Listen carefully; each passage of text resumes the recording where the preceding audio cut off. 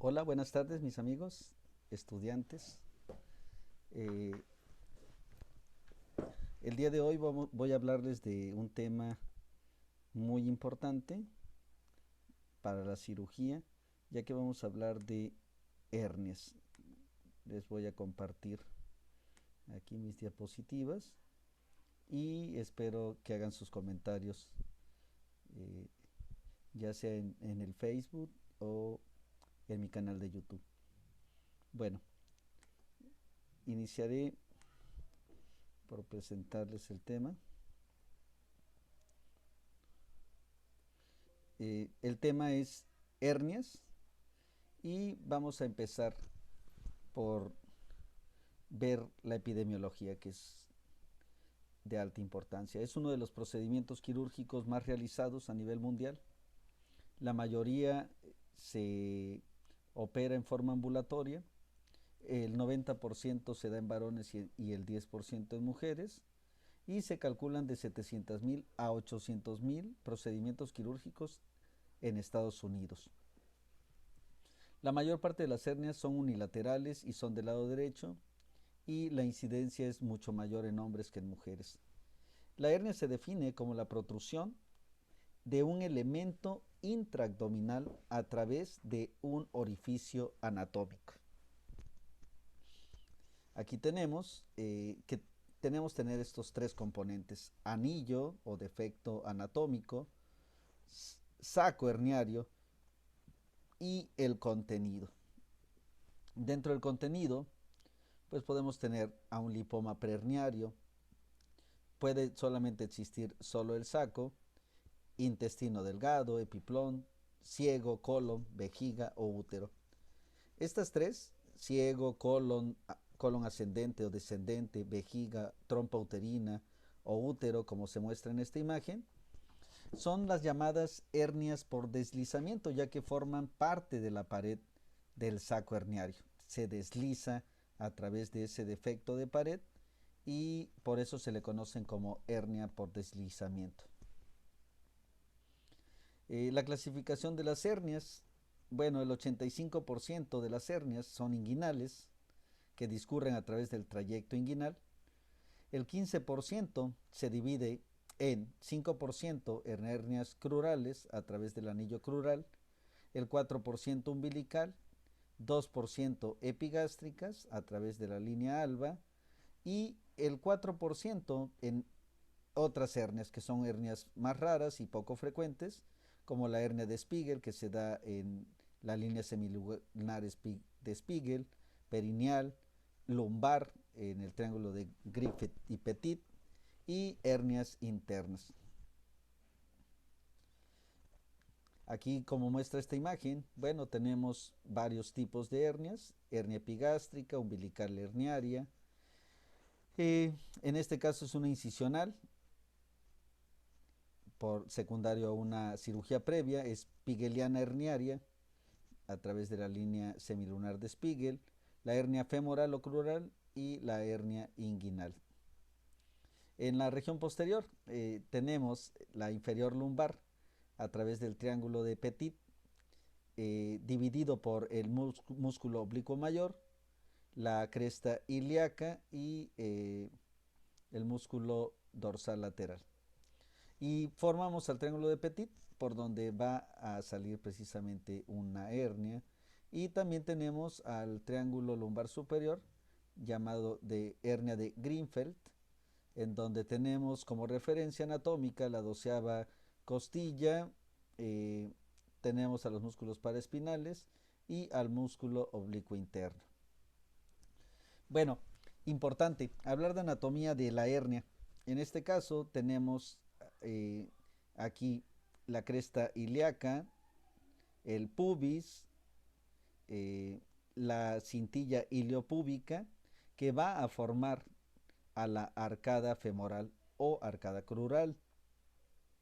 Dentro de ella vamos a tener acá la cintilla iliopectínea, que va a dividir a la arcada femoral en dos celdas: la celda externa o músculo nerviosa y la celda interna llamada vascular.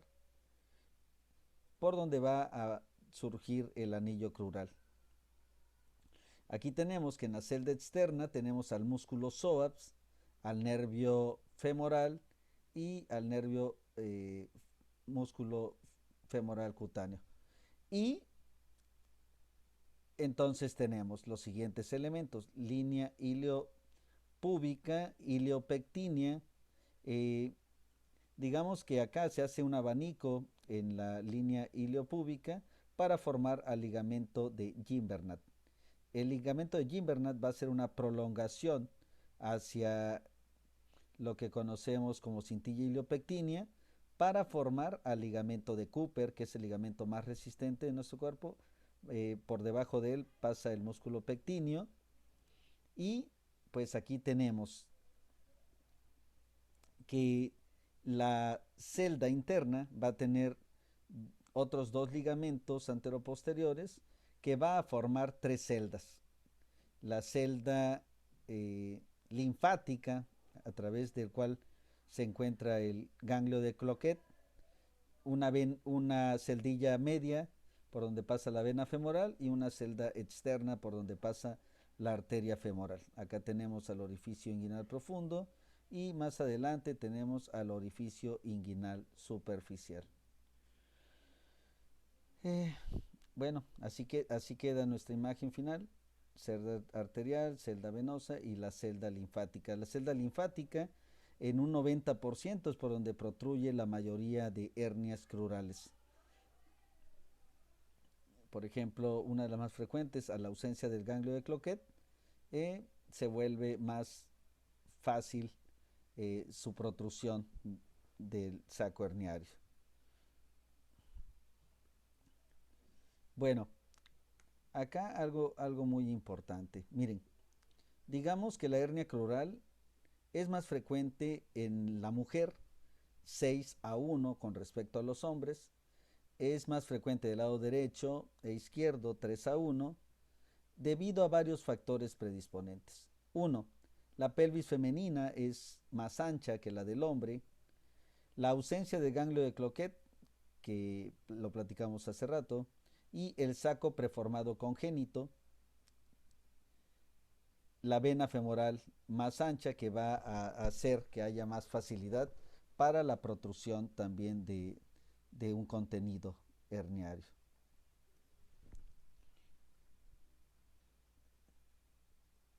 Ok. Factores desencadenantes. Los factores desencadenantes son aquellos que hacen que haya un aumento en la presión intraabdominal. El EPOC está constituido por enfermedades como la bronquitis crónica obstructiva pulmonar, el enfisema o enfermedades respiratorias causadas por tabaquismo o enfermedades crónicas, tuberculosis, secuelas, y que van a hacer que la tos aumente constantemente la presión intraabdominal y secundariamente debilite los sitios o orificios anatómicos por el cual vaya a protruir la hernia. Lo mismo para la citis en enfermedades hepáticas, en cáncer de ovario, de colon, varios tipos de cánceres que van a aumentar precisamente la producción de ascitis y de líquido peritoneal y como consecuencia mayor facilidad para la debilidad de la pared y la protrusión de la hernia. El embarazo, la obesidad, enfermedades de la colágena, ocupacionales y prostatismo son factores desencadenantes. Bueno, tenemos en la hernia crural puede haber en muy pocos casos, pero que es muy importante detectarlos, sufrimiento vascular, ya que esto va a ser una urgencia quirúrgica. Y va a haber cambios en la coloración, en la temperatura, así como dolor. El trayecto inguinal, si lo estudiamos a través de su continente, tenemos que el piso, la cintilla iliopúbica, el techo será el tendón conjunto y la pared posterior la dividiremos en 3/3, interno, medio y externo. La pared anterior, el oblicuo mayor, y el contenido en el varón será el cordón espermático y en la mujer el ligamento redondo. Aquí tenemos el piso posterior, un tercio externo que está dado por el orificio interno profundo, el tercio medio que es más débil, aquí es donde se conoce como el triángulo de Hesselbach, y un tercio interno como refuerzo, en donde tenemos precisamente al tendón conjunto y la maniobra del Landívar es positiva cuando es directa la hernia y negativa si es indirecta. Así que introducimos, digamos que un dedo en el anillo inguinal profundo y si es positiva va a protruir la hernia a través del triángulo de Hesselbach. Aquí tenemos una vista anterior de la pared inguinal, de la región inguinal, en donde tenemos al oblicuo externo o mayor, oblicuo menor, al músculo transverso, al ligamento inguinopúbico y tenemos al orificio inguinal profundo y al superficial. Esta es una vista posterior, en donde vamos a observar dos triángulos, el triángulo de la fatalidad y el triángulo del dolor. Y esto va a estar dado ¿por qué? Porque aquí van a estar los vasos sanguíneos, que es la arteria ilíaca y la vena ilíaca, y obviamente esos hay que cuidar por lo peligroso que puede ser una hemorragia, choque e incluso pueda causar la muerte, por eso se le conoce como de la fatalidad. Y digamos que están divididos, o sus elementos anatómicos son: el borde interno es el conducto deferente, este es el conducto deferente, ¿sí? Tenemos el borde posterior, que es el borde peritoneal, y el borde externo, que son los vasos gonadales. Estos son los vasos espermáticos. Y el del dolor son la base, los vasos espermáticos, el borde inferior lateral iliopúbico, y vamos a tener el borde super externo, que son los vasos gonadales. El borde externo, va a ser el peritoneo desplazado, y los nervios van a ser el nervio femorocutáneo, el nervio crural, y aquí los observamos de mejor manera: nervio cutáneo femoral lateral, el nervio cutáneo femoral anterior, tenemos a la rama femoral del nervio genitofemoral y al nervio femoral. Bastante importante precisamente no tocar para evitar dolor importante o crónico. La historia clínica: habrá que ver antecedentes médicos, quirúrgicos, medicación actual, si existen factores de exacerbación, tiempos de evolución, si hay bilateralidad, reducción espontánea, presencia de dolor, severidad e incapacidad. Los criterios de referencia: toda sospecha debe ser mandada a segundo nivel.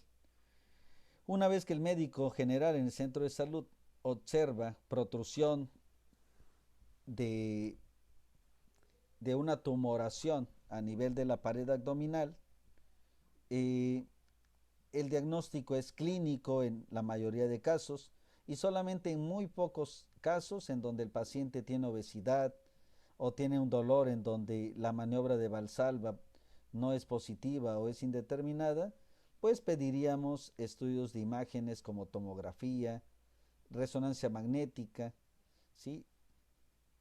Y de segundo a tercer nivel queda a criterio de cirujano. El ultrasonido es uno de los estudios que realmente, por su costo-beneficio, podrá ayudarnos en pacientes en el cual tengamos dudas diagnósticas.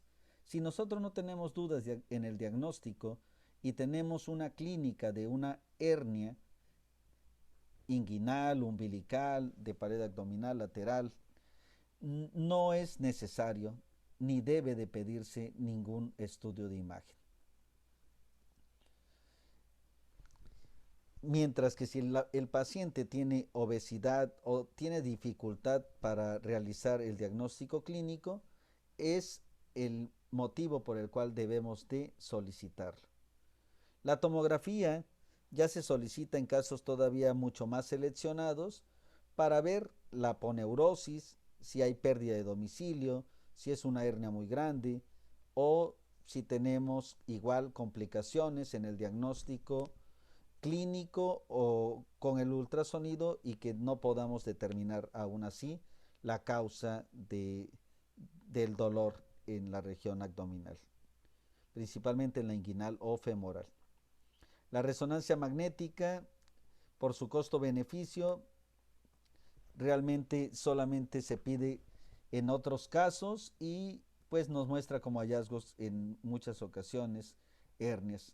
La herniografía es de alta especificidad y sensibilidad, sin embargo ha caído en desuso porque aumenta los riesgos derivados de la aplicación del medio de contraste. El manejo general de la hernia, vigilancia en hernias mínimamente sintomáticas o asintomáticas. La mayoría de hernias son asintomáticas, sin embargo, ¿cuándo operarlas? Las hernias, una vez que se hace el diagnóstico, el tratamiento quirúrgico es el tratamiento de elección. Existen varias técnicas quirúrgicas anteriores, posteriores, laparoscópicas, abiertas, con malla, sin malla. La clasificación de Gilbert pues nos muestra, digamos que de acuerdo a los hallazgos en la cirugía, tipos de hernias. Las indirectas, directas, mixta y femoral, las divide en tipo 1, 2, 3, en tipo 4 y 5 para las directas. La mixta, que es la tipo 6, aquí la vemos, o en pantalón, es porque protruye a través del anillo inguinal profundo y a través del triángulo de Hesselbach. La clasificación de Nijus o Naihus lo divide en tipo 1, 2, 3 y 4 para las hernias igual indirecta, directa, y en este caso las tipo 4 son las hernias recurrentes, A indirecta, B directa, C femoral y la D combinada, un pantalón. La tipo 3 las divide en directas pequeñas o medianas, B indirecta grande y la C es la hernia femoral. El tratamiento de urgencia. El tratamiento de urgencia se debe de hacer cuando la hernia se encuentre encarcerada con oclusión intestinal o con datos de isquemia y de afectación del órgano. Aquí tenemos una imagen de un paciente con una paciente con una hernia umbilical, la cual tenía datos de oclusión y estrangulamiento como hallazgos. Afortunadamente, esta paciente durante el procedimiento quirúrgico, el asa intestinal afectada, unos 15 centímetros, empezó a tener peristalsis y mejoró la circulación, por lo cual no tuvo que ser necesario la resección intestinal. Exámenes de laboratorio preoperatorios, biometría hemática, grupo RH, química sanguínea y pruebas de tendencia hemorrágica básicas. En pacientes con riesgo, con comorbilidades mayores de 40 años, habrá que pedirle riesgo cardíaco prequirúrgico. El tratamiento farmacológico, no se recomienda el uso profiláctico de antibióticos. Para el control del dolor se recomienda ketorolaco en las primeras horas, posteriormente continuar con paracetamol. Igual se puede combinar con otros AINES, naproxeno, diclofenaco. En los niños se calcula el ketorolaco 0.75 miligramos por kilogramo de peso cada 8 horas durante 2-3 días y continuamos con paracetamol. Las técnicas de reparación inguinal se dividen por edad. En niños en cualquier edad, menores a 17 o 16 años, en donde no hayan alcanzado el desarrollo antropométrico y complexión del adulto, no poner ninguna prótesis, ninguna malla. Se prefiere la ligadura alta del saco herniario y en caso de anillo profundo, se valora la anulorrafia o la técnica de Marcy. Solamente en algunos casos en donde los defectos herniarios son gigantes y que tienen alteraciones anatómicas importantes, se deberá valorar el uso de malla. Por tamaño del defecto herniario, las hernias inguinales no presentan defectos mayores a 7 centímetros, porque esta es la dimensión del piso inguinal. En defectos menores a 4.5 centímetros, cualquier técnica sin tensión da excelentes resultados. En los mayores de 4.5 centímetros se recomienda la técnica vía anterior de Liechtenstein o la paroscópica, ya que todas las técnicas que utilizan dispositivos preperitoneales tienden a quedar inestables y el riesgo de recidiva es importante. Existen más de 26 tipos de plastías inguinales sin tensión con vía de acceso laparoscópico abierto y algunas no tienen utilidad práctica. Las técnicas libres de tensión más utilizadas son abiertas por vía anterior, Liechtenstein, Gilbert, Cisneros y Celdrán, abiertas por vía posterior, Stopa, Wans y Kugel, y la vía laparoscópica transabdominal preperitoneal, denominada TAP, total extraperitoneal, llamada TEP, y su variedad extendida, TEP-E, y en casos específicos la intraperitoneal Online Mesh. Aquí tenemos una vista posterior en cuanto a la reparación laparoscópica. Aquí se encuentran los triángulos antes mencionados, el de la fatalidad, el del dolor, y se separa con mucho cuidado, se obtiene el contenido herniario y posteriormente se procede a cerrar el defecto. Estas son mallas ya prefabricadas en cono, en malla, en parche, perdón, y esta es una foto, una imagen de cómo queda una reparación anterior con colocación de malla, cordón espermático, liberado, y pues con esto terminamos esta plática, espero que sea de su agrado y nos vemos en el próximo video. Gracias chicos y que estén muy bien.